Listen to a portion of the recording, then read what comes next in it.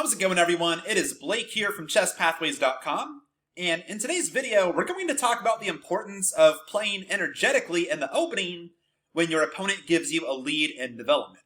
Now, a lot of players think they understand the opening principles because they've memorized the three basic opening principles we're all taught as beginners, that you have to control space in the center, you have to develop your pieces, and you have to get your king to safety, which usually involves castling.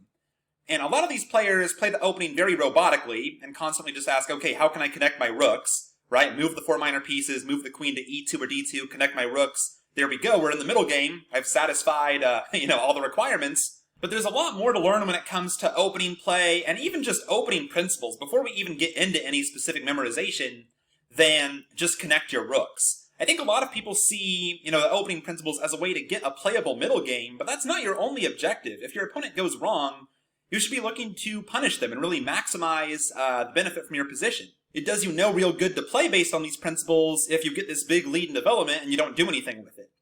So I saw a game from a student of mine recently that began with e4, e5, knight f3, queen f6. Of course, not a very good move here. It, of course, blocks the knight from its best square, and it's probably too early to develop the queen like that. So now knight c3, that's a good move. Black played c6, and my student here played pawn to b3.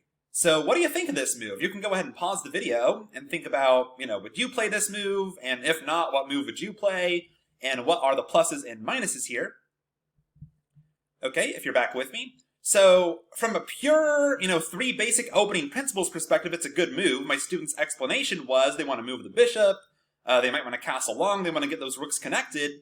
And sure, from that perspective, it follows all of those opening principles. But to me, it doesn't look like a principled move at all. When I see black play queen f6 and c6, I don't think I would consider playing any move in this position besides playing pawn to d4 and trying to blow the center wide open. And I would quickly verify that it's safe. That's very important. You always have to do that. There's never an excuse for not verifying your move is safe, even if you're on move 4. But after I verify that it's safe, I would play d4 here and really try to bring a fight to black before black's ready. And I thought of this game because I recently played a bullet game just today that featured a very similar opening from black, and I want to show you how I handled this. Now, of course, I wasn't doing any deep calculation. This was bullet, so there's no time for that, but I want to show you what my gut instinct really was here. I'm not saying my play is entirely sound. I just want to show you the power of how you should be thinking about these kind of openings and exploiting your lead in development if your opponent gifts it to you. So here's my bullet game. e4, e5, knight f3, knight c6, bishop b5, queen e7. This is actually a pretty interesting line. There's an idea to play knight d8.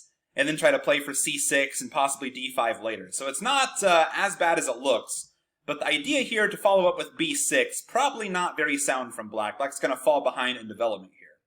So knight c3, bishop e7, knight d5, and I expected queen d8 defending the c7 pawn and kind of admitting this move was a mistake, but instead black kind of doubled down and played queen d6. So now I very quickly play d4 because it's bullet. My first instinct is to blow the center wide open, and of course if e takes d4, then bishop f4 could be big trouble here for black with c7 falling.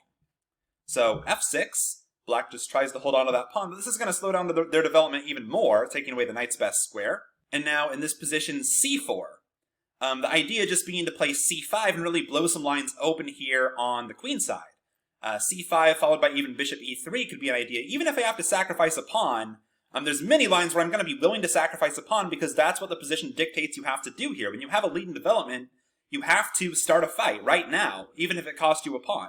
I see over and over again in players' games, all the way from, let's say, the 800 rating level, all the way to the 1800 rating level, where they play the opening well, they clearly, follow the opening principles and know their openings better than their opponent, and they get a position with a nice lead in development, but they hardly ever do anything with it. They just, they're like, okay, I'm ahead in development, let's go ahead and connect my rooks, because that's what you're supposed to do, and the opportunity passes them by, and the opponent catches up in development. So you don't want to do that, you don't want to play like a robot, you really have to think and calculate, and put your opponent to the test. So c4, black castled long, and now came c5. And after b takes c5, I'm pretty sure I went wrong here. I think my move isn't entirely sound here, it was just kind of my gut reaction being a bullet game. I think I should simply play d takes c5. And then after queen takes c5, I could play queen a4, bishop e3, rook c1. Black should be close to lost here, just positionally.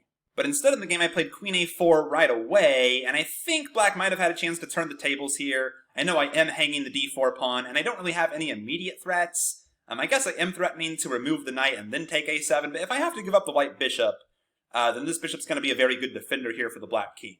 Nonetheless, black went wrong. Black captured on d4 with the knight, and now after knight takes d4, e takes d4, I think bishop f4 right here would be extremely strong. I took the a7 pawn first, and now after knight e7, bishop f4, queen e6, bishop takes c7.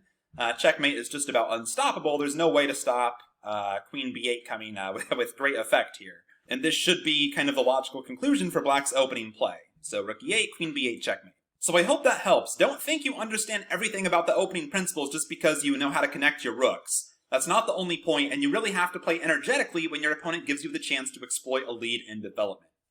Thanks for watching, everyone. Please make sure you visit chesspathways.com and get signed up there. It's totally free, only takes 5 seconds, and I will even send you a free move-by-move guide to chess thinking when you sign up. It took me way too long to become a chess master, and I want to help you do it in a fraction of the time. Thanks, and I will see you there.